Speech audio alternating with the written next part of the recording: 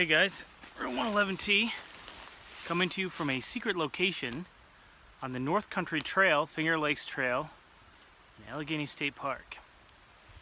I'm here to talk to you today about a cook system that I put together, and just to give you guys an overview. I talked a little bit about this in my Base Camp in a Bag video that I did last year. Okay, what we have is a cook system made up of a 1.6 liter MSR stowaway and the Pathfinder skillet. Now there have been a couple additions. I refer to this as a cook system now instead of just a cook set or a pot set, and we're going to go into that. So let me get this camera swung around and we're going to take a look at the individual components and what makes this a cook system and what its philosophy of use is, because it's maybe not necessarily something for everybody. Okay, thanks. Hang on. So what we got going on here, as we said in the other video, that it's the pot and the pan connected by this Arno strap. So let me pull this off here.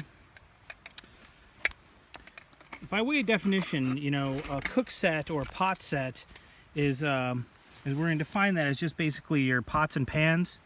A cook system also has a heat source, and this one actually has two. So let me throw the pan down there. I'm going to open this up, and here are the contents. Okay.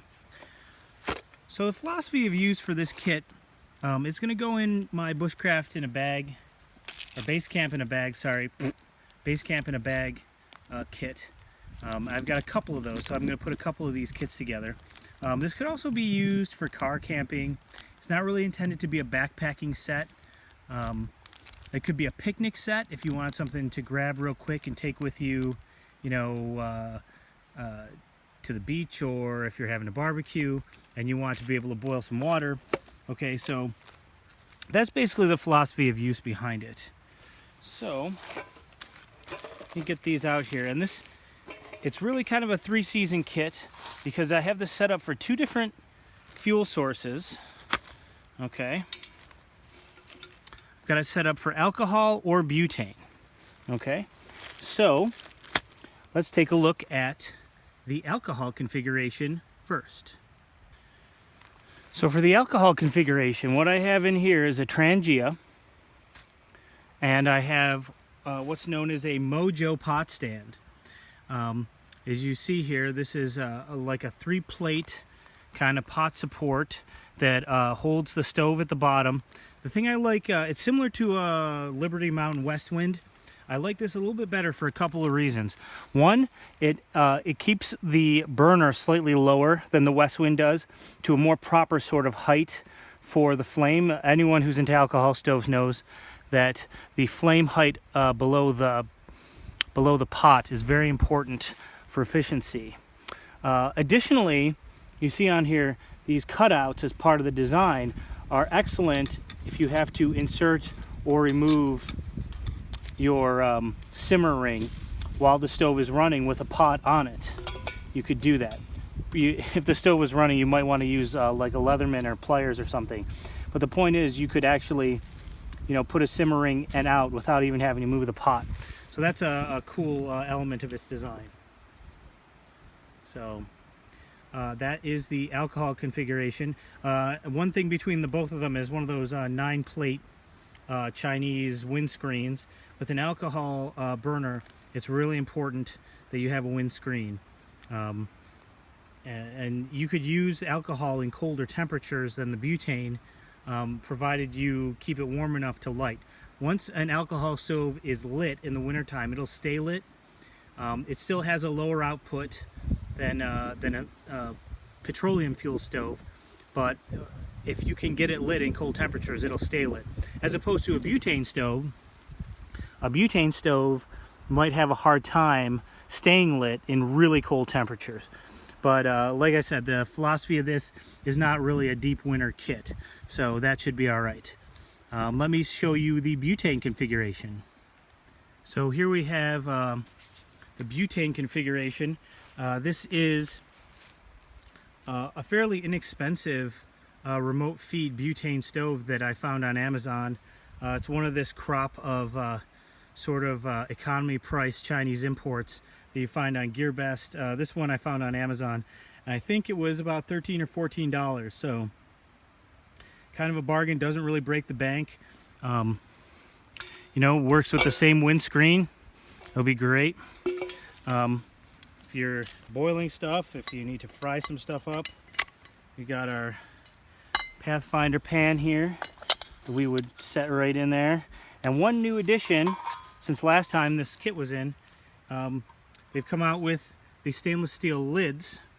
Hello, for the Pathfinder fry pan. Okay, so this fits this pan. Basically, it's made for it.